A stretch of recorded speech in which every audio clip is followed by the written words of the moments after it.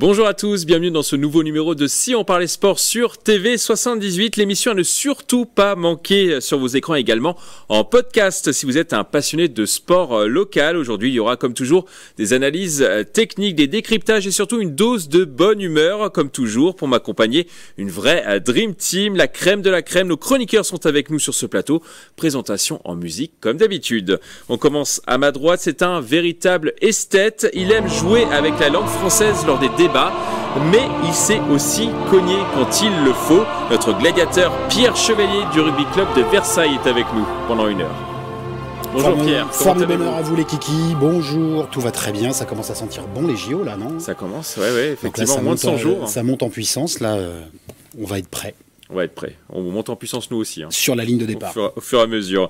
On continue à gauche. Musique. Vous reconnaissez sa musique. Il est encore avec nous aujourd'hui pour donner le meilleur de lui-même. Il se donne à fond à chaque édition comme la légende du football italien. Daniele De Rossi, notre Italian lover Grégory Canale est avec nous pendant une heure. Bonjour Mickaël, bonjour à tous. Comment allez-vous Grégory? Ça va très bien. Écoutez, on vient d'un petit voyage aux États-Unis, à New York. On a pu se ressourcer, en prendre plein la vue et en plus là on a des sujets américains aussi aujourd'hui sur la table, même si on parle bien sûr des Yvelines avec un extraterrestre là qui vient de terminer sa saison. Est-ce que vous êtes passé quand même du côté de Little Italy? Oui, bon, c'est un peu surcoté Little Italy. Il n'y a plus vraiment beaucoup d'Italiens, on va dire là-bas, mais il y a une petite rue encore qui subsiste, voilà, qui résiste, on va dire. Et voilà, c'est à faire, c'était sympa. Bon, on prend note en tout cas si on veut partir du côté de New York. On continue à ma droite, musique. Il est passionné de sport, il sillonne les terrains d'Île-de-France depuis plusieurs décennies. Il s'y connaît dans tous les sports. Il va nous éclairer dans cette émission comme d'habitude. Président Philippe Volac, responsable sponsoring chez Orange Île-de-France, est avec nous pendant une heure. Bonjour tout le monde. On a décidé de vous baptiser président maintenant. Ah ben ça me va bien, ouais, ça me va bien. Mais ça dépend président de quoi, mais ça me va bien. Ben moi je n'étais pas aux États-Unis, mais j'étais à Ibiza, donc c'est pas du tout pareil. Mais ouais, pas le même climat. Pas le même climat, malgré que je sais pas. Vous avez dû sortir le maillot comparé à Grégory, je pense. Ouais, le maillot. Pas trop court parce que voilà, mais voilà, donc il fait encore froid. Un peu frais hein, quand même. Il fait quand même un peu frais. Ouais, on est aux quatre coins du monde hein, ici dans cette émission. On passe de l'autre côté à musique. C'est une légende vivante, un mythe, une rockstar. C'est un monument dans cette émission. C'est notre Tour Eiffel, notre Big Ben, notre Empire State Building, je vais arriver à le dire. Notre pyramide de Khéops, notre Jean-Miss National est avec nous pendant une heure. Bonjour Mickaël et bonjour les amis. Comment allez-vous Jean? Pleine forme, toujours comme d'habitude. Le beau temps commence à arriver, donc moi ça me va très très bien. Et vous aussi vous étiez en vacances? Marrakech pour moi. Vous avez tous eu le choix dans la date là, ouais. Ah oui, j'ai bien eu le choix dans la date. On voit qu'on aime voyager hein, dans cette émission. On termine de l'autre côté, musique. Vous reconnaissez sa musique qui nous vient tout droit des contrées paisibles du nord du département des Yvelines, plus précisément de la petite ville champêtre d'Épône. C'est un spécialiste rugby, mais rassurez-vous, il s'y connaît dans tous les sports et notamment sur le sport yvelinois. Nicolas Dandré est avec nous pendant une heure. Bonsoir à tous. Je suis content d'être autour de la table de la 8e merveille du monde qu'on cherchait depuis tant d'années. Jean, voilà, c'est ça. Voilà. Vous pas de vacances par contre. Hein. La semaine prochaine. Crète, voilà, j'aime bien les îles, donc ça sera la Crète cette fois-ci. On fait le point vacances dans cette émission. Alors avant de passer au programme de l'émission, on va parler rugby. On jouait pour le compte de la 22e journée ce 21 avril. Plaisir s'est imposé 26-17 à domicile contre Rissorangis, la 17e victoire de la saison du club. Au classement, Plaisir termine la saison régulière à la première place devant Saint-Malo et peut viser la montée. Versailles termine 8e et le MLSGP 9e. La question sur cette thématique, Plaisir sera-t-il la saison prochaine en Fédéral 1? Oui ou non? Partagez pour vous du côté gauche, du côté droit, partagez aussi. Ah, vous êtes tous partagés en fait. Ouais, ça va être compliqué pour faire un débat. Hein. Ouais. Alors, Pierre Chevalier, qu'est-ce que vous en pensez? Je connais bien cette poule-là, puisque vous avez rappelé aussi les résultats de Versailles. C'est parce que c'est la logique sportive qui arrive et c'est la saveur très très particulière des phases finales au rugby. Le règlement, c'est qu'il faut arriver jusqu'en quart de finale pour monter. Donc ça fait quelques tours de phase finale en mode aller-retour à passer. Et donc là, bien malin celui qui peut justement être sûr de la montée de Plaisir. Ce qu'il faut dire, et c'est ce qui me partage l'esprit, c'est que c'est peut-être l'année ou jamais. Ça fait déjà 7-8 saisons que Plaisir est à ce niveau-là. Pour les avoir rencontrés plusieurs fois de suite, c'est une très belle équipe, un bon groupe qui vit bien, ça joue bien au rugby. C'est bien structuré dans le club. A priori, ils sont prêts à passer cette marche-là. Il y a toujours un gap entre les fédérales, entre la 3 et la 2, et puis là, entre la 2 et la 1. Courbevoie a déjà passé ce pas-là et se maintient en Fédéral 1 cette année. Donc, voilà, partagé parce que on peut leur souhaiter, par l'organisation, l'histoire qu'ils ont eue et les résultats qu'ils ont produits et le jeu qu'ils ont produit cette année. Maintenant, il y a cette loterie des phases finales qui rend le suspense assez intéressant. Jean, vous qui les connaissez bien, Plaisir, est-ce qu'ils vont monter ou pas? Alors oui, je les connais bien, je les connais bien pour les avoir coachés. C'est le résultat, je dirais que ils ont fait une excellente phase qualificative en finissant premier de leur poule, et j'ai regardé, ils sont quand même deuxième national quand même.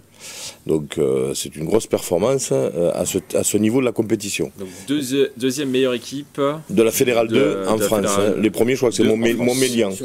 Montmélian avec le même nombre de points. C'est simplement le nombre de matchs perdus. Plaisir en a perdu 4 et Montmélian 2. 7 victoires annulent et 4 défaites pour Plaisir. Et Montmélian en a perdu que 2. Donc c'est juste la différence. Mais ils finissent premier ex-aequo presque, premier ex-aequo au nombre de points. Donc c'est une grande performance. Après, Pierre vient de le souligner, les phases finales, c'est le championnat c'est un autre championnat, quoi. Là, ils sont exempts de barrage, puisqu'ils finissent premiers, les 2 premiers sont exempts du barrage. Donc ils sont directement qualifiés en 16e, mais il faudra, il l'a dit, passer les 16e en match aller-retour et les 8e en match aller-retour et finir en quart. Donc les 8 meilleurs, il faudra faire partie des 8 meilleures équipes de France pour prétendre à monter en Fédéral 1. C'est l'année ou jamais, je suis d'accord avec Pierre encore une fois, c'est l'année ou jamais parce qu'il bénéficie aussi de cette réforme avec la création de la Nationale 2 qui a remonté un petit peu toutes les meilleures équipes de Fédéral 2 et qui a remonté un petit peu le niveau, où on avait un Plaisir qui était en milieu de tableau et qui cherchait à se qualifier vers la 6e place et cette année se retrouve en haut du tableau et en plus excelle à ce niveau-là. Donc c'est vraiment l'année pour eux de pouvoir accrocher cette montée en Fédéral 1. C'est le résultat aussi d'un club structuré, d'un travail de longue haleine, que je connais bien, avec des gens qui sont là depuis très très longtemps, qui ont fait un excellent boulot, et autant autour du terrain que sur le terrain. Alors certes, moi j'y ai participé aussi, puisque je faisais partie de l'équipe de la montée en Fédéral 2, mais après la continuité a été faite, et ce qu'il y a de bien, c'est le côté club très sain et très bien structuré, et qui vont tous dans le même sens, avec des dirigeants qui sont là encore une fois de très longue date et qui font un excellent boulot. Ils le méritent, selon vous? Ils le méritent totalement. S'il y a une équipe actuellement en Ile-de-France qui peut prétendre monter en Fédéral 1, c'est vraiment un Plaisir, parce que ils ont tout pour réussir. Ils ont les infrastructures, ils ont le potentiel rugby, ils ont les dirigeants qu'il faut, ils ont les partenaires, ils ont énormément de choses. C'est un club très structuré qui mérite sa montée, et c'est tout ce que je peux leur souhaiter. Philippe Vlac, vous les connaissez bien aussi? Oui, moi ça me ferait plaisir qu'ils montent, hein, bien sûr. En plus, ils ont joué contre le club que je viens d'adhérer, de rejoindre Ris-Orangis, donc sur les partenariats. Et ouais, ce serait bien en plus, parce que, comme je le disais avec Pierre, ce serait la seule équipe de Fédéral 1 dans le 78. Donc ce serait très bien, et bon, comme le disait Jeannot, je veux dire, ça, il mériterait. Bon, c'est vrai que la poule c'était serré quand même, avec Saint-Malo, l'Heureux, et c'était quand même très serré, mais ils ont. Moment où on pensait peut-être que Plaisir allait finir 3e, voire 4e. Mais à la fin, ils ont fait une bonne fin de championnat, et vraiment une équipe creuse à un moment, avec plusieurs défaites consécutives, mais vraiment une équipe très bon début de saison et très bonne fin de saison. Ouais. Et j'espère qu'ils vont monter, qu'ils vont passer les 2 tours aller-retour et monter. Grégory, qu'est-ce que vous en pensez? Je donnerai ensuite la parole à Nicolas Dandry pour clôturer ce début d'émission, parce que vous y avez joué, hein, Nicolas Dandry, vous les connaissez bien. Difficile d'apporter des éléments supplémentaires après nos spécialistes. Dire que Plaisir sera bientôt en Fédéral 1, c'est compliqué à dire, surtout moi avec mes talents de pronostiqueur, on n'est pas Nostradamus, on n'a pas la petite boule de cristal. Maintenant, dire qu'ils n'ont jamais été aussi proches de cette montée en Fédéral 1, ça c'est un fait, parce qu'ils ont terminé donc à cette première place, ça vient effectivement récompenser des très bonnes années de travail. Et tu as raison, Jean, de t'inclure dedans. Voilà, tu as fait partie aussi de ça, bravo à toi. De l'aventure. Voilà, de cette aventure, de cette stabilisation après. Il y a eu la montée en Fédéral 2, la stabilisation en Fédéral 2, et maintenant prétendre aux montées, au potentiel promu en Fédéral 1. C'est une nouvelle saison qui commence, je suis d'accord avec ce qui a été dit. Et la petite chance, on en parlait avec Jean juste avant le début de l'émission, c'est que c'est des matchs aller-retour. Donc même si il y a un raté sur un match aller, on peut se refaire, il y a la possibilité de se refaire sur un match retour. Il y a quand même 2 tours à passer pour Plaisir avant d'accrocher cette montée en Fédéral 1. Ils n'ont jamais été aussi proches. Maintenant, est-ce qu'ils vont monter? C'est difficile à dire et je ne me prononcerai pas là-dessus. Nicolas Dandry. Peut-être que justement, je pense que ce que vient de dire Grégory, le fait que le 16e de finale et le 8e de finale se jouent en match aller, match retour, ça c'est un avantage pour Plaisir et pour atteindre justement les quarts de finale et donc la Fédérale 1, sachant que d'après le tableau qui a été publié dans Midi Olympique lundi, en 16e de finale, Plaisir pourrait rencontrer soit Lormont, donc club de Gironde, ou soit Ris-Orangis. Retrouver Ris-Orangis, que Plaisir a battu 2 fois dans la saison régulière. Et en 8e de finale, Plaisir pourrait retrouver soit Mérignac. C'est costaud, Mérignac, c'est un gros club de Gironde. Ça descend de Fédéral 1. Ouais. Exactement, soit l'Heureux, ou soit Castillon-la-Bataille. Donc il pourrait aussi retrouver l'Heureux. Plaisir a connu une défaite cette saison et une victoire face au Heureux. La difficulté des phases finales, c'est que en fait, c'est les différentes cultures françaises du rugby qui se rencontrent. Et un club de Gironde, de Nouvelle-Aquitaine, ne joue pas de la même manière qu'un club de la région Île-de-France. Et c'est là où c'est très intéressant. C'est une autre culture rugby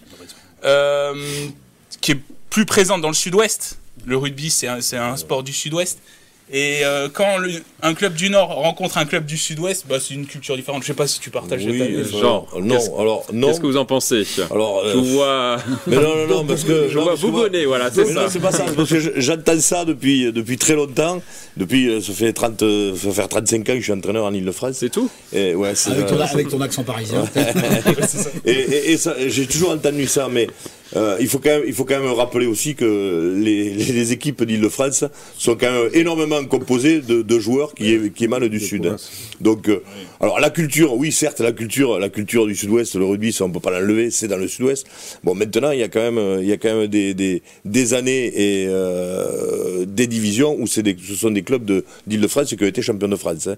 Donc, il n'y a pas à avoir cette espèce de complexe de rugbystique. Une phase finale pour en avoir joué beaucoup, c'est un autre championnat qui commence, c'est une autre préparation. Tu l'as dit très justement, l'avantage c'est que c'est pas sur un match sec, ou quand on se rate sur un match sec, c'est fini. Là il y a l'aller-retour, ça permet de rectifier certaines choses. Un match à aller chez l'adversaire, retour à la maison, ou l'inverse, mais il y a 2 matchs, il y a 2 rencontres, donc ça permet de mettre des petits réglages. Je crois qu'il faut surtout pas avoir de complexe et les prendre par rapport à son statut de leader de poule et rester confiant dans leur tête. Je dis pas que c'est un désavantage, mais je dis que c'est une culture différente et du coup c'est pour ça que c'est très ouvert en fait. Ça fait déjouer souvent les équipes du Sud-Ouest qui pensent qu'elles sont au-dessus. Ouais, voilà. Je dis pas que c'est un désavantage pour Plaisir, c'est juste que c'est peut-être un avantage. C'est des cultures différentes. C'est des cultures différentes, c'est tout. Pierre Chevalier, très rapidement, après on passe au reste de l'émission. Pour tenter de vous mettre d'accord, c'est simplement rappeler le contexte. Avec des matchs aller-retour, en fait c'est le public et c'est le contexte sur site qui va peser dans un sens ou dans un autre. Mais comme c'est aller-retour, c'est plutôt neutre. Donc la culture du Sud à l'aller, la culture de l'Île-de-France avec les apports du Sud-Ouest éventuellement au retour. Et là, pour le coup, c'est assez équitable. Voilà. Alors nous allons maintenant passer au programme de l'émission. Aujourd'hui, nous allons parler de la folle remontada de Versailles dans le championnat national de football. On parlera aussi du PSG. Le club de la capitale peut-il remporter la Ligue des Champions? Mais avant de parler de ces thèmes, on va parler football et d'un match caritatif.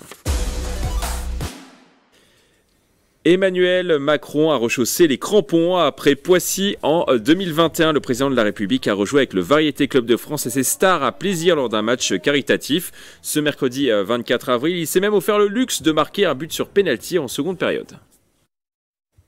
Parce que je pense qu'il s'est compliqué un petit peu la vie, mais après il a été efficace sur son pénalty. Et l'efficacité, c'est ce qu'on demande sur le terrain. Sur le terrain, avec Emmanuel Macron, des anciens grands noms du football comme Samuel Eto'o, Didier Drogba, Robert Pires ou encore Eden Hazard. Petit bilan des acteurs à la fin de la rencontre. Avant très bien, après très bien, sur le terrain, comme on peut. Non, très bien. Il était comment Didier Deschamps, Philippe Volac, vous y étiez vous au stade? Il était très bien. Ouais, c'était un rythme de sénateur, mais il était très bien. Ouais. Donc il est assez dur avec lui-même en fait. Ouais, il est assez dur avec lui. Bon, c'est vraiment. Mais il y avait vraiment. J'ai été impressionné par les personnalités qu'il y avait du monde du football et tous ceux qu'ils ont réussi à avoir. C'est impressionnant. C'était vraiment un beau plateau, hein, je veux dire. Ouais. Alors le grand public n'était pas convié pour cette rencontre, mais cette rencontre s'est quand même déroulée devant plusieurs centaines de spectateurs sur invitation. Il faut quand même savoir que dans les invités, il y a plus de 60% qui sont vraiment des plaisirois. C'est-à-dire on n'a pas uniquement servi d'accueil, on est aussi dans une démarche vraiment ouverte aux plaisirois. Donc il y a beaucoup de jeunes qui sont présents et c'est ça moi qui m'importe. C'est une ville qui est très sportive et il y a beaucoup de choses qui se passent ici de façon intéressante. Et pour nous c'est une chance d'avoir toutes ces stars du football qui viennent aujourd'hui à plaisir. Cet événement a permis de récolter 57 500 € au profit de l'association Les Pièges Jaunes. L'opération va permettre d'améliorer les conditions d'hospitalisation des enfants et des adolescents. Alors la question sur cette thématique, on valide ou pas Emmanuel Macron qui joue au football? Oui ou non? Son niveau sur le terrain? Vous pouvez l'inclure si vous voulez. Non, je valide. Vous validez? Alors Grégory, vous qui êtes un peu taquin. J'étais un peu taquin sur le niveau, notamment sur les pénaltys. C'était un peu la même chose à Poissy. Bon, on va dire que le gardien n'a pas forcément sur le pénalty marqué par le pénalty, voilà, on le voit. Moi qui suis gardien de but, même si Philippe aussi, le gardien, je pense que Philippe sera d'accord avec moi. On va dire n'a pas mis toutes les stratégies en place pour essayer d'arrêter. Il y avait peut-être un rayon de soleil, peut-être dans les yeux du gardien, je sais pas. Ouais, mais il savait qu'il allait tirer à gauche, de toute façon. Donc, voilà. Non, mais c'est pas si sûr. En revanche, je validais la démarche, utiliser sa notoriété pour la mettre au service d'une cause comme les Pièges Jaunes. Alors là, pour le coup, la première dame, même si elle n'a pas le titre officiel, Brigitte Macron, est marraine de l'opération. On ne peut être que d'accord. Si ça peut contribuer à faire progresser une cause, à récolter de l'argent. En plus, là, il y avait effectivement un parterre de stars. C'était assez incroyable de voir toutes ces anciennes gloires du foot qui se maintiennent ou pas en forme d'ailleurs. Voilà, on a pu le voir. Il y a eu une grosse prestation, notamment de Robert Pires, que je trouve moi très en forme. Il a mis 3 buts, les 3 premiers, Robert Pires. Et voilà, c'était une ambiance bon enfant, même si effectivement, c'était pas ouvert au public. Il y a quand même, on le voit sur les images, beaucoup de personnes qui ont pu accéder au stade sur invitation, beaucoup de plaisirois. Des joueurs de l'équipe de football de plaisir. Et il y en avait certains qui pouvaient voir, effectivement, même s'ils ne pouvaient pas rentrer sur le stade, ils pouvaient quand même voir la rencontre sur le bord de la route, effectivement. Et une petite image sympa, c'est ce tacle du président sur El Hadji Diouf à un moment donné aussi, qui était assez drôle à voir. Donc voilà, des images croustillantes pour une démarche que moi je valide entièrement. Nicolas Dandré, qu'est-ce que vous en pensez? Moi, ce que je trouve, c'est que Emmanuel Macron s'inscrit dans une tradition où les présidents n'hésitent pas à sortir les crampons, à mouiller le maillot. Moi, je me rappelle de François Hollande qui a apprécié jouer au football. Je me souviens aussi de Nicolas Sarkozy, qui n'hésitait pas à faire des footings, qui n'hésitait pas à faire du vélo. Alors après, j'ai pas de souvenir de Nicolas Sarkozy sur un terrain de football. Oui, c'est ça. Il y en a beaucoup qui jouaient, qui faisaient du sport, mais pas forcément en public. C'est ça, exactement. Et on peut même remonter jusqu'à Valéry Giscard d'Estaing, qui faisait du ski et qui a été footballeur aussi. Et alors après, lui, il était moins passionné par le sport, mais il mettait le sport en avant avec sa présence. C'est le général de Gaulle sur les étapes du Tour de France et même les coureurs. En 1960, qui s'était arrêté pour saluer le général de Gaulle sur le bord de la route du Tour de France. Donc, qu'Emmanuel Macron s'inscrive dans cette tradition du président sportif, moi, ça me plaît, c'est parfait. Ça vous plaît? Pierre Chevalier, ça vous plaît aussi? Ça me plaît beaucoup pour la culture sportive en France.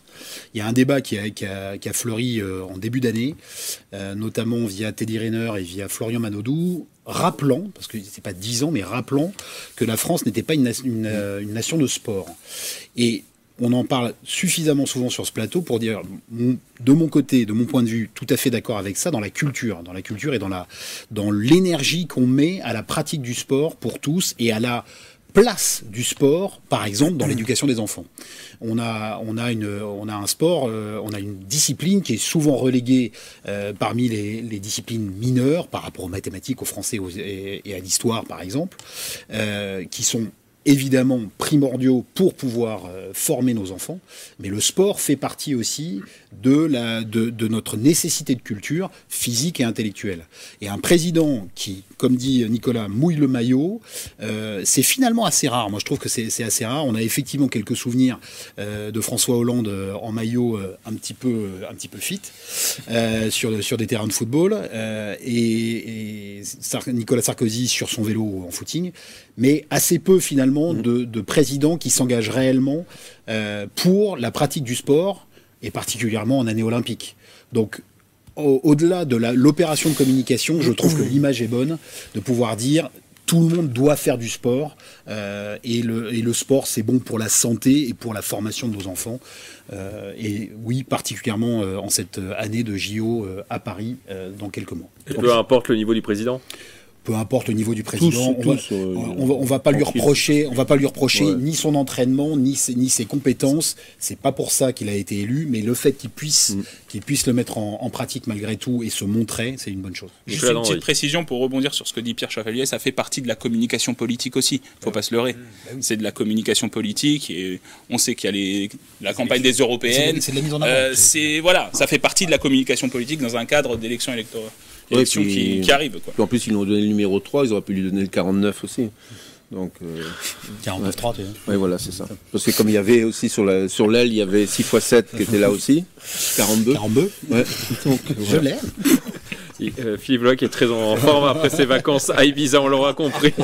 Jean-Miss. Les cocktails, ça vient de fruits. Avec modération. De fruits frais. De fruits frais. Cocktail de fruits frais. Des smoothies. Beaucoup de vitamines. Philippe Loac, bien Jean-Miss. Non, mais tout a été dit. C'est une opération de com, ça on le sait, bien sûr.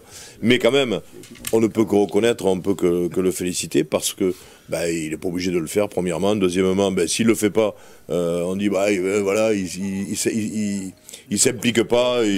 Alors que là, il le fait, c'est bien. Je ne vais pas revenir sur tout ce qui a été dit autour. En plus, c'est caritatif. C'est pour une association, les pièces jaunes en l'occurrence, ça a rapporté pas loin de 60 000, je crois. 57 500 euros. Donc il n'y a que du plus, il n'y a que du positif. Il faut aussi de temps en temps s'écarter du milieu politique, même si, comme l'a dit Nicolas, c'est une com, on le sait, c'est une opération de communication, mais c'est bien fait et c'est fait. Ce penalty est magnifique. Franchement, le gardien, je pense qu'il y a beaucoup. Toutes les écoles de football. Je pense que beaucoup de clubs de haut niveau va peut-être. Marc, il a le geste au départ. On est en train de voir les images. Il a été coaché par Eden Hazard apparemment avant son. Oh là là, il a failli partir du petit filet. C'est vrai qu'il faut dire que faut dire que le tir est puissant aussi. Oui, Emmanuel Macron a joué tout le match. Il a joué tout le match. Et après, remarquez à la vitesse à laquelle il joue, il aurait pu jouer 2 jours. Non, mais ce qui est bien aussi, c'est qu'il est resté après avec les enfants, avec tout ça. Il est resté longtemps après le match. Oui, il est quand même resté prendre des photos. Il a même dédicacé son maillot après le match à des jeunes du FO Plaisir. Vraiment, je trouve que c'est toi. Il aurait pu faire qu'une mi-temps et partir. Que du positif. Et là, il est resté tout le match du positif. Et après, donc, je trouve bien. Et ça a donné aussi de beaux souvenirs à des joueurs du club de Plaisir et d'autres joueurs de la ville de Plaisir comme Mehdi Belmiloud. On l'écoute. C'était très bien. En tant que sportif et en tant que footballeur surtout, c'était une très belle aventure. En plus, il y avait un très beau plateau avec des très grands joueurs. Donc que du plaisir, même si on n'a pas joué beaucoup. L'essentiel, c'est de participer. Oui, il y a eu des stars, mais il y avait également des anonymes, si je peux dire, dans les deux équipes. Qu'est-ce que vous en pensez, Pierre Chevalier, du fait que des joueurs lambda aient pu côtoyer des stars? C'est justement toute la beauté et l'œcuménisme du sport, avec le fait d'en faire profiter au plus grand nombre, même si c'était pas ouvert au grand public, il y a quand même beaucoup de plaisirois qui ont pu profiter de cet événement-là, côtoyer ces stars qu'on a adulées. J'ai cru voir Laurent Blanc aussi, qui était en défense. Il y avait beaucoup de champions du monde 98, et c'est juste fantastique pour l'image du sport, pour l'image globale de la France, avec un président qui s'implique dans cette année olympique. On l'a vu il y a quelques mois boxer. C'était presque moins crédible qu'un penalty à montrer dans toutes les écoles de football. Grégory, vous auriez aimé participer au match? Forcément, quand on est entouré de... Tu aurais arrêté le penalty. Moi, j'aurais arrêté le penalty. Après, je sais pas ce qui me serait arrivé. Non, mais oui, forcément, entouré de légendes.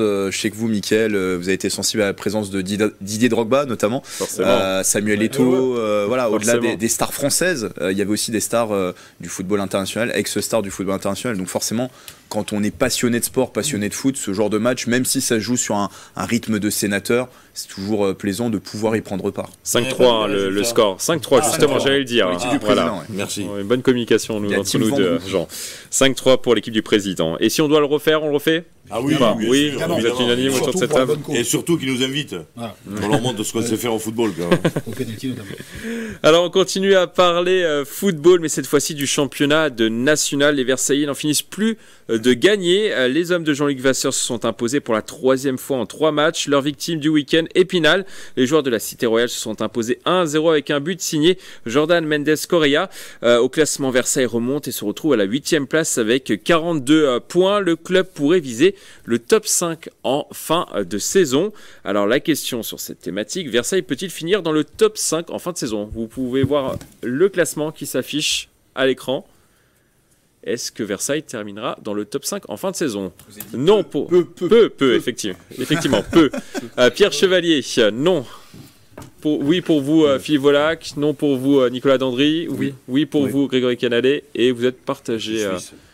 On va faire un petit duel entre vous, Grégory Canalet. Et qui a dit non de l'autre côté? Pierre Chevalier. Si on suit, commence avec vous, Grégory. Tout simplement la logique mathématique, j'ai envie de dire oui, si on suit la logique de la saison, effectivement on peut en douter, mais la logique mathématique elle est implacable, et effectivement le FC Versailles mathématiquement peut terminer dans ce top 5. Ce qui me fait dire ça, c'est depuis l'arrivée de Jean-Luc Vasseur sur le banc versaillais, on a une équipe de Versailles totalement revigorée. Je me notais la stat, il a pris quand même 17 points sur les 24 possibles depuis qu'il est arrivé, il a 5 victoires au compteur, et donc c'est ce rythme, moi c'est cette dynamique qui me fait dire que la fin de saison versaillaise peut se terminer dans le top 5.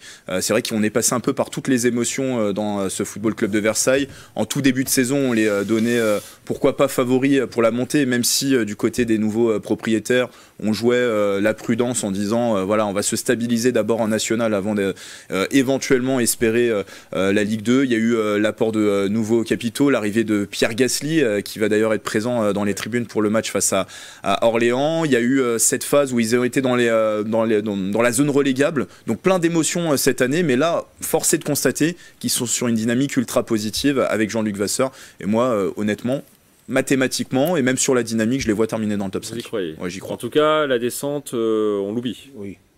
J'espère. Je n'en dirai pas plus. C'est ni oui ni non avec moi. Pierre Chevalier, qu'est-ce que vous répondez à ça? Je réponds la logique du calendrier. Sur la question peut finir dans les 5, ça, Grégory l'a rappelé, c'est mathématique, mais ça c'est une autre paire de manches, dans la mesure où le calendrier n'est pas forcément hyper favorable. Il reste 4 journées, 4 matchs, 2 réceptions de déplacements, et c'est les déplacements qui me font douter. Ils jouent contre Orléans, le Red Star, Gol FC et Sochaux, 2 équipes de leur niveau. Orléans et Red Star, voilà, oui, ça va être un peu compliqué. Qui jouent pas forcément les mêmes choses. Au Red Star, ça va être compliqué parce que et le Gol FC est en dessous. Ils sont largement devant. Ils sont largement devant et ils sont promus. Donc peut-être qu'il peut y avoir un relâchement, mais ils ont déjà commencé. Comme ils ont perdu leur dernier match à domicile, je pense qu'ils voudront maintenir un rythme de champion et de promu en Ligue 2. Gol FC, il va essayer de se sauver, donc ça va être un match cher.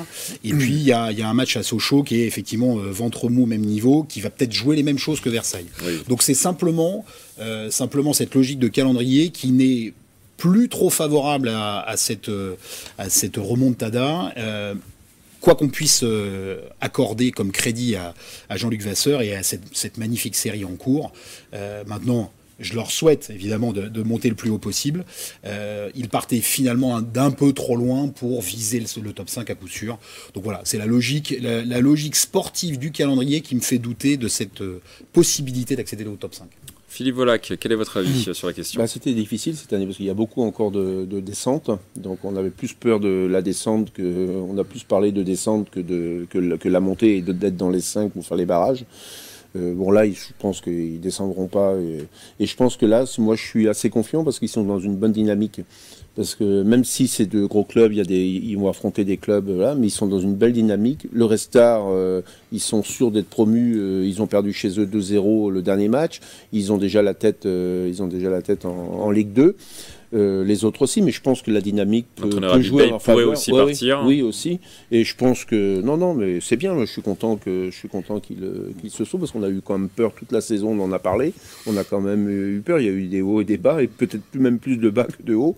Donc non, mais je suis content. Et s'ils finissent dans les 5, c'est parfait. Ce sera. Et puis l'année prochaine, c'est de bon augure pour l'année prochaine, pour la saison prochaine. Jean, qu'est-ce que vous en pensez ?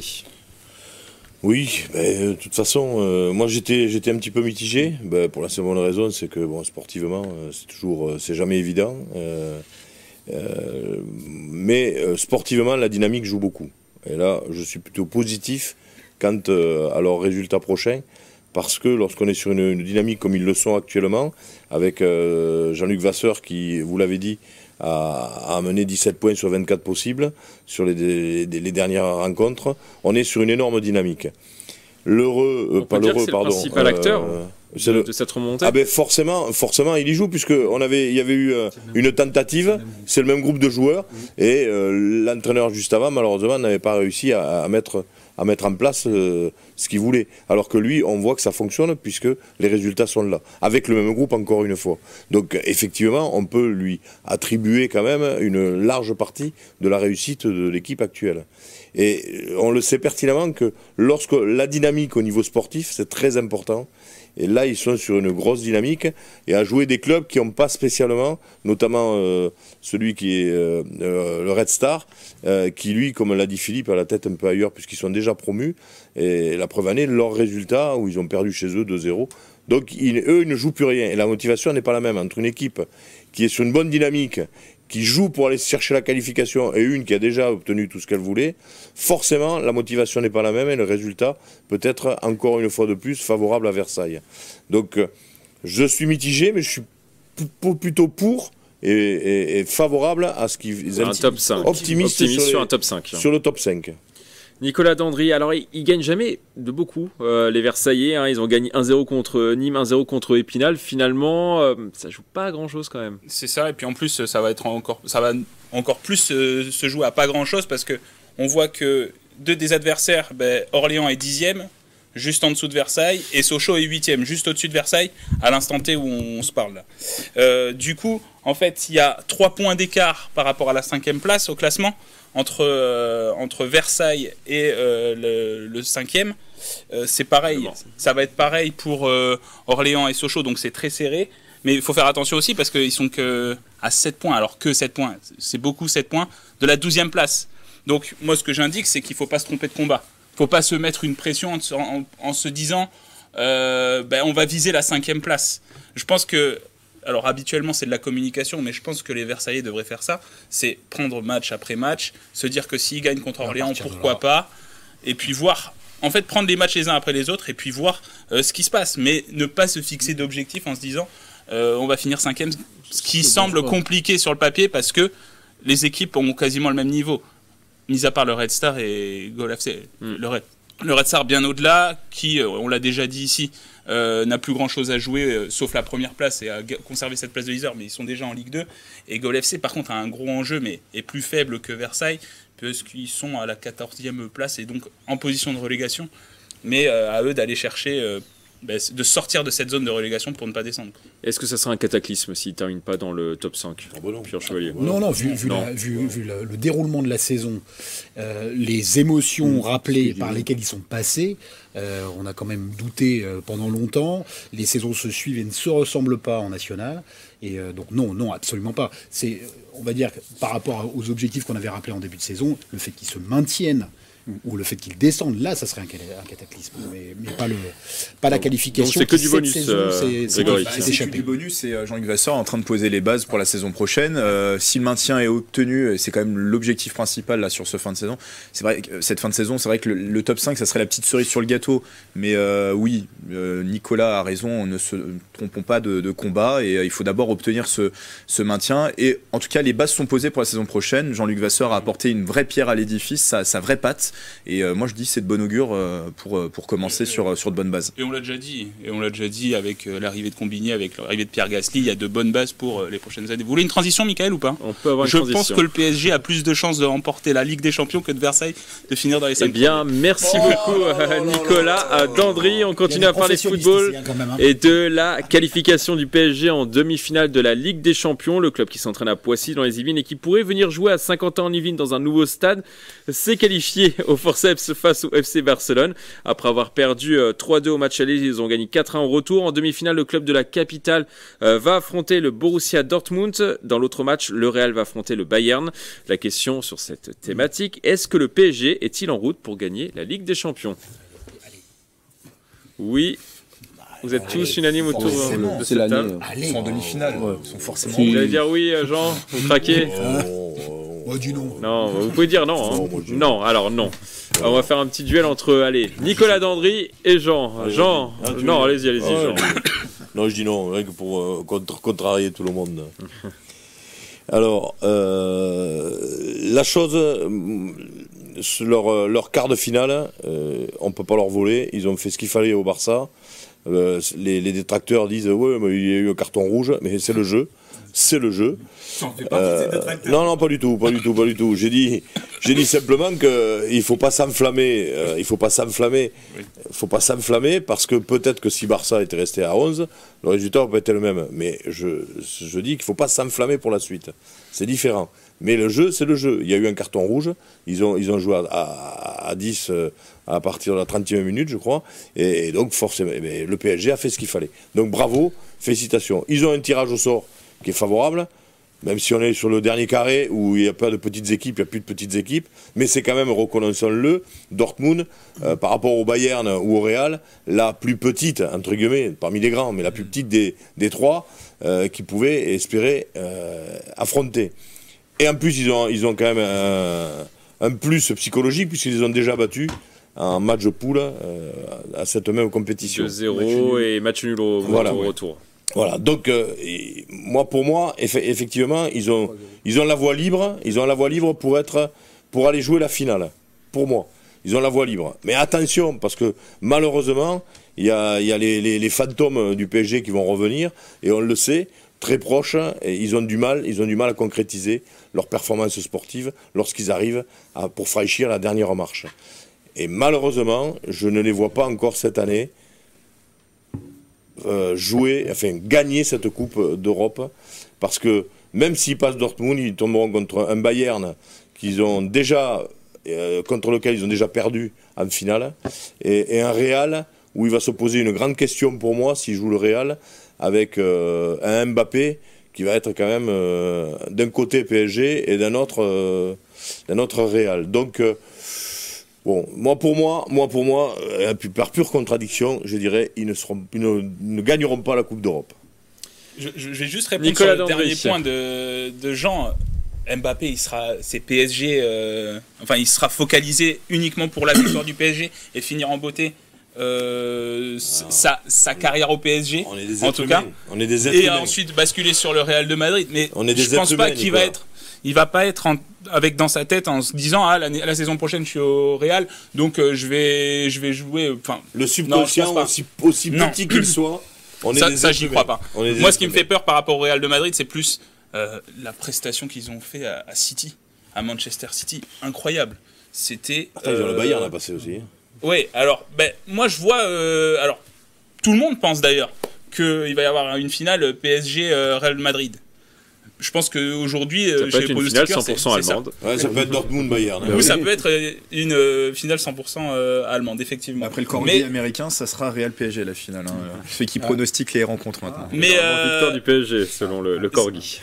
Par rapport à ce que j'ai vu, moi, face au match retour à Barcelone, c'est ce PSG-là qu'il faudrait voir sur tous les matchs. Si effectivement les fantômes reviennent et que ça déjoue, ça semble compliqué. Mais je pense pas qu'il y ait de fantômes, justement, j'y crois pas du tout. Moi je pense que ça y est, ils sont sur leur dynamique. Luis Enrique a trouvé, après avoir testé plusieurs positionnements, Et on oublie quand même le match aller du PSG contre le Barcelone. Luis Enrique avait testé un repositionnement avec Bernaldo qui était présent aussi sur Beraldo qui était sur le terrain. Oui, il est muet.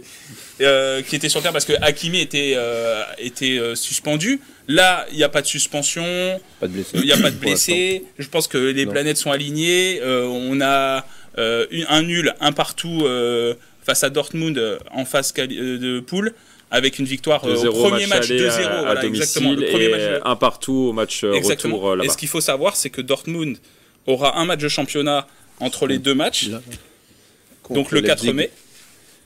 Et puis là contre Leipzig et le 4 mai entre les deux matchs de Ligue des Champions contre le PSG, Dortmund aura un match alors que le PSG n'aura pas de match. Il joue uniquement ce week-end contre le Havre en championnat, mais le PSG n'aura pas de match ce week-end. Donc là après c'est soit la récupération sera meilleure du côté PSG, soit le Dortmund va avoir du temps de jeu et puis va arriver sur une bonne dynamique. Ça on ne sait pas, mais en tout cas en termes de récupération, le PSG pourra récupérer ce week-end-là. Donc on verra bien, mais moi j'y crois, Moi j'y crois, et puis le seul obstacle, ce sera le Real Madrid, je pense en finale, ou le Bayern, mais je pense qu'il y a plus de chances pour le PSG de gagner face au Bayern en finale que face au Real Madrid qui est très costaud cette saison. Pierre Chevalier, avant, après Real, pourquoi ? Et en fait, c'est que le terme Real va avoir une incidence, et je considère qu'il y a un avant et un après Real Sociedad. C'est-à-dire au huitième de finale, où on a, je trouve, on a un Luis Enrique qui a trouvé la recette. Et qui a trouvé la recette derrière laquelle le PSG court depuis 10 saisons. Et 13 depuis l'arrivée des Qataris.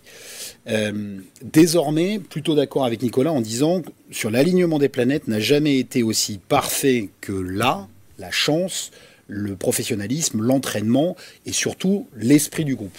Là, on peut le dire, le groupe vit bien.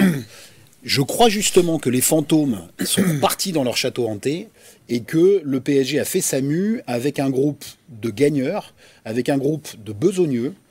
Il n'y a plus autant de stars que ça et il y a un groupe complet dont les individualités sont au service du collectif. Après, il y a quand même quelques stars quand même. Évidemment quelques stars. Real, ça va jouer un peu plus tard dans la phase finale de Ligue des Champions. Et évidemment, je suis un peu d'accord avec Jean, ça va jouer aussi dans l'esprit d'un certain joueur. Vrai ou pas vrai, mais pour l'instant, il est 100% PSG et je pense qu'il voudra partir avec une Ligue des Champions. Donc ça joue en contrebalancier sur sa destination future. Mais donc voilà. Donc je trouve que il y a maintenant cet état d'esprit qu'on a vu au match retour, pas au match aller, effectivement, pas au match aller contre le Barça, mais au match retour, et qui donne un certain nombre de garanties qu'on n'avait pas eu jusqu'à maintenant. Grégory Canalé. Le PSG en route, oui, ils sont en demi-finale, ils sont dans le dernier carré de cette Ligue des Champions. On le disait déjà lors des précédentes émissions, c'est la voie royale pour le PSG. Ils ont quand même tiré le tableau le plus facile, même si rien n'est facile à ce stade de la compétition, mais en ayant un Barcelone. C'est vrai que de l'autre côté, tout le monde s'est un peu entretué, si je peux dire. C'est ça, il y avait Manchester City et Real Madrid avec effectivement une prestation défensive du Real Madrid. Ils n'ont pas été très impressionnant dans l'efficacité sur le ratio occasion-but, sur la prestation défensive où ils ont complètement annihilé les actions du Manchester City de Guardiola.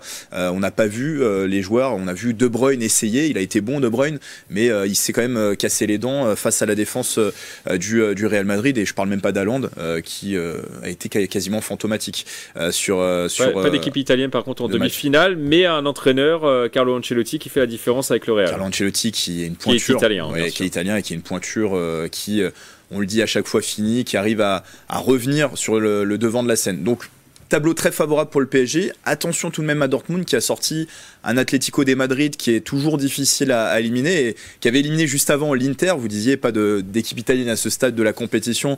Moi je voyais quand même l'Inter assez loin dans cette compétition et ils ont été éliminés par l'Atlético de Madrid qui ne va pas bien en championnat mais qui est quand même toujours une équipe très difficile à éliminer. Et bravo à Dortmund pour cette prestation avec cette équipe de Dortmund qui certes n'était pas très impressionnante sur les phases de groupe. En championnat, ils sont toujours première devant le PSG. Oui. Ils terminent quand même première sur cette phase de groupe. En championnat, n'oublions pas que par rapport au PSG, ils ont quand même une place de qualifié en Ligue des Champions à jouer. Ils sont actuellement 5e à 2 points des 4 places qualificatives, donc ils vont aussi se donner en championnat. Ils vont pas forcément mettre l'équipe B en championnat, et donc ça peut aussi jouer sur la forme de l'équipe. Mais c'est quand même une équipe qui monte en puissance. Le seul bémol, si je devais trouver un bémol, c'est pour moi sur la forme individuelle de certains joueurs. Alors, on a des joueurs qui montent en puissance du côté du PSG. Je pense à Vitinha, qui m'a impressionné, Dembélé, Nuno Mendes. Voilà, quand il est disponible et pas blessé, c'est un joueur qui est impressionnant pour moi sur son couloir. Mais de l'autre côté, on a quand même des joueurs, moi je trouve, qui sont en deçà sur leurs prestations individuelles. Dès que il y a quelqu'un qui manque en défense, Beraldo derrière, on a vu que c'était très hésitant dans ses prestations en Ligue des Champions. Et ça me fait mal de dire ça en tant qu'Italien, mais le PSG n'a pas un gardien au niveau pour moi pour gagner une Ligue des Champions.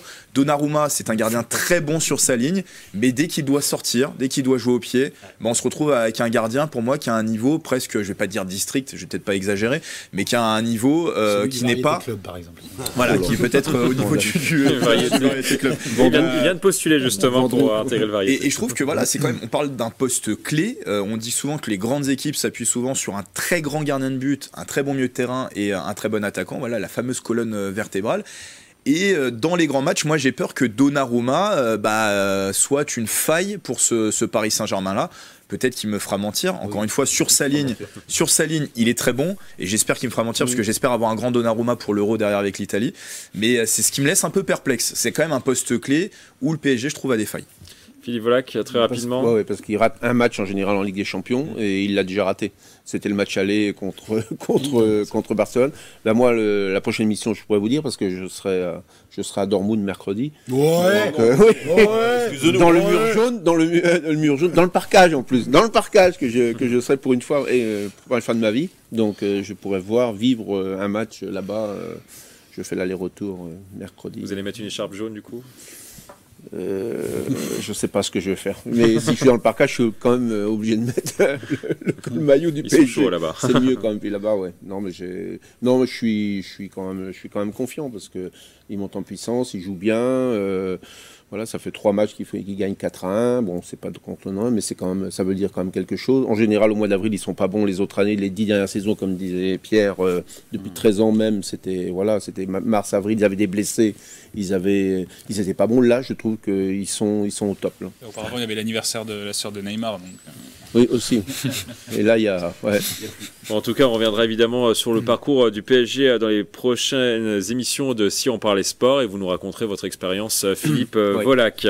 Alors, on va maintenant passer à l'envolée de Grégory, le meilleur moment de cette émission, notre dessert. De quoi allez-vous nous parler, Grégory? Des premiers pas d'un surdoué dans la plus prestigieuse des ligues de basket au monde.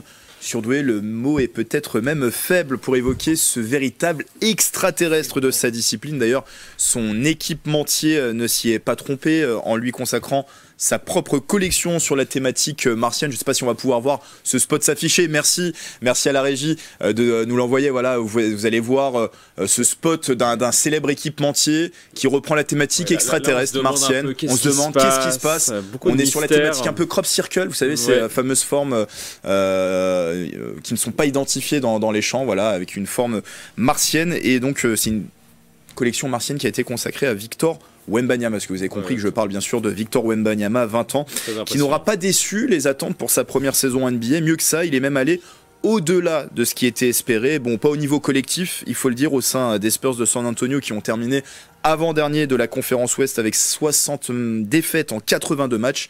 Le natif du Chennai, lui, a pris part à 71 rencontres avec des statistiques individuelles à couper le souffle. Wemby a passé son temps à affoler les compteurs, à frôler ou même battre des records à un tel point qu'on ne sait même plus où donner de la tête ou regarder quelles statistiques retenir. Bon, on va retenir quand même sa moyenne. La voici, 21,4 points, 10,6 rebonds, 3,9 passes et 3,6 contres.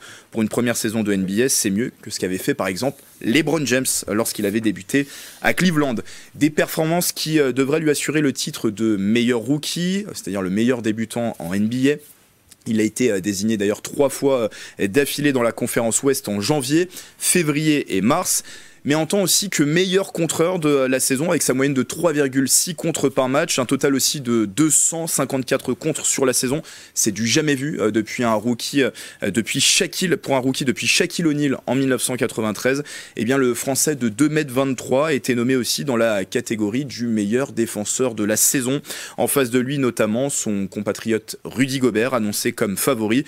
Wembanyama a lui en tout cas la faveur de ses pairs. Une majorité des 142 joueurs de NBA interrogés par The Athletic le considère comme le meilleur défenseur de la ligue. Il est également le premier élément cité pour construire une équipe à partir de zéro, devant même un certain Nikola Jokic, l'un des favoris pour le titre de MVP de la saison.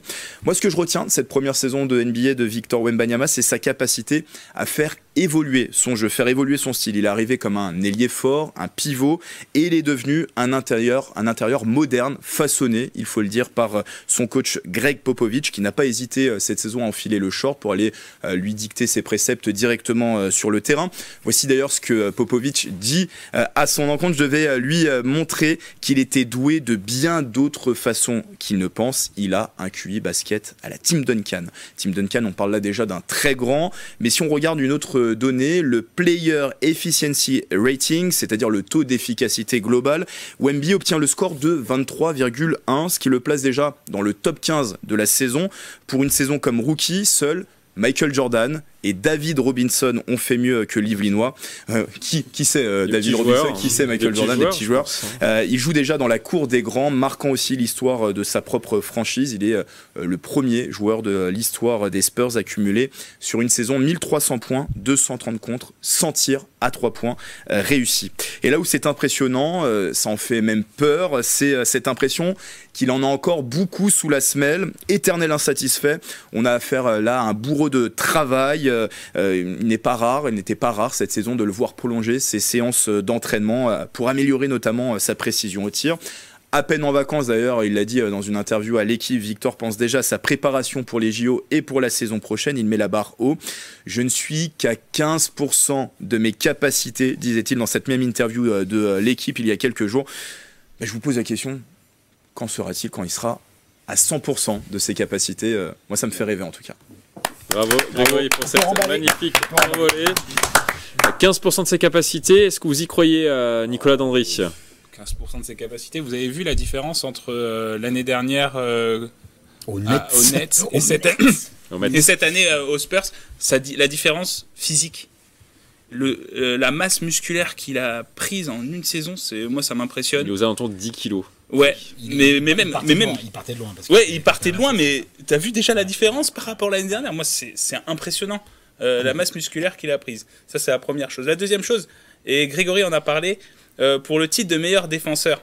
Et ça peut être peut-être un handicap dans sa progression, non pas individuelle, mais collective. Rudy Gobert est favori, et je lisais un article sur Eurosport ce matin, est plus que favori au niveau du meilleur défenseur de la saison. Pourquoi? Parce qu'en fait, son équipe de Minnesota Timberwolves en playoff, et joue les phases finales. Ils ont déjà 2 victoires à 0 contre les Suns de Phoenix. Et donc, c'est ce qui pourrait faire la différence, en tout cas pour le titre de meilleur défenseur l'impact cette dans saison. L'équipe, sur l'équipe qui fonctionne bien. Exactement, voilà. C'est une équipe qui qualifie en playoff, c'est une équipe qui fonctionne bien. Et il pourrait obtenir donc cette saison pour la quatrième fois le titre de meilleur défenseur pour en tout cas Rudy Gobert. Ce qui est important de préciser, c'est que ce sont les journalistes qui votent parce que les joueurs n'aiment pas trop Rudy Gobert dans le même classement que j'évoquais tout à l'heure. Exactement. Il estime comme le joueur le plus surcoté, Rudy Gobert. Et traditionnellement, et c'est très juste ce que dit Grégory, c'est que donc là c'était un classement fait par les joueurs, mais c'est les journalistes qui votent et la plupart du temps dans ce type de classement, les journalistes prennent aussi en compte la performance collective. Et donc là, ça serait plutôt à l'avantage de Rudy Gobert. Donc oui, c'est une saison exceptionnelle, stratosphérique. Oui, il est qu'à 15% peut-être, mais il va continuer à progresser et ça va être un joueur énorme et ça va être un joueur légendaire. Mais dans quel collectif? Ça, c'est peut-être le petit handicap qu'il a aujourd'hui. Jean, qu'est-ce que vous en pensez? Oui, j'écoutais bien ce que disait Nicolas. Il a tout à fait raison. Et pour une fois, ouais. Et il a tout à fait raison. Moi, c'est le seul petit bémol parce que là, on revient pas sur ces statistiques qui sont. J'ai pas tout donné encore. Oui, qui sont impressionnantes. Il est qu'à 15% de ses capacités. Il est comme Victor Wembanyama. Grégory n'était qu'à 15% de ses capacités. Donc, il n'a rendu que 15%. Mais pour moi, le seul point négatif pour sa progression, mais bon, c'est à la fois un point négatif et positif. C'est l'équipe dans laquelle il évolue, qui finit avant-dernier de la conférence Ouest. Donc, forcément, il ne peut pas encore vraiment mettre en avant ses performances et ses statistiques affolantes.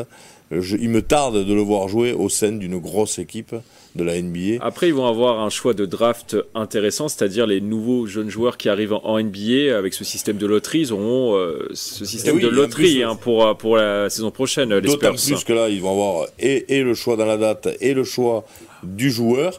Donc ça va leur faire, pour la deuxième année consécutive, la possibilité d'aller rechercher encore un excellent top player, un gros espoir. Et on parle aussi de Stephen Curry aussi qui pourrait intégrer les Spurs l'année prochaine. C'est la rumeur du moment. Pour Victor Wembanyama, ce serait l'idéal parce que pour lui, ce serait une progression. On sait que sa progression individuelle, elle est énorme.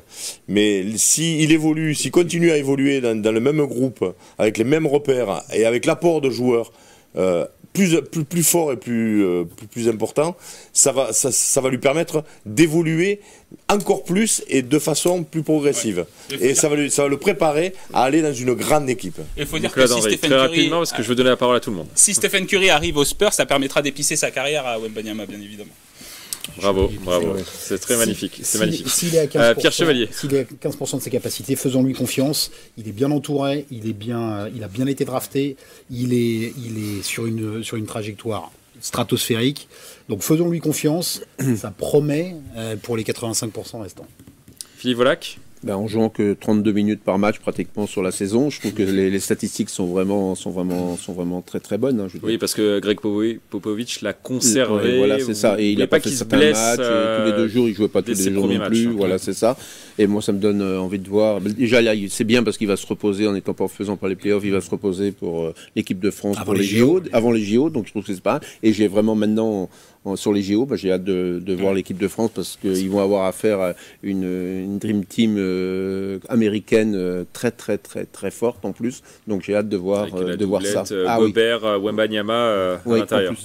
Des vacances très courtes, moins de 3 semaines. Il voulait revenir en France parce que la France lui manquait. Il le disait dans l'interview. Il voulait manger un petit sandwich grec. Bon, c'est pas très français, mais voilà, c'était dans ses habitudes. Et il va revenir aux États-Unis tout début juin pour se mettre en mode JO et aussi pour préparer la saison prochaine avec les Spurs. Ouais. En tout cas, s'il vient si on parle des sports, on veut bien l'accueillir ici sur ce plateau. On lui fera un peu de place. On n'hésitera pas. On va essayer d'être à la hauteur. Alors, c'est déjà la fin de cette émission. On va terminer comme d'habitude par une citation. Aujourd'hui, je vous propose une citation d'Eric Cantona, la légende, le légendaire footballeur.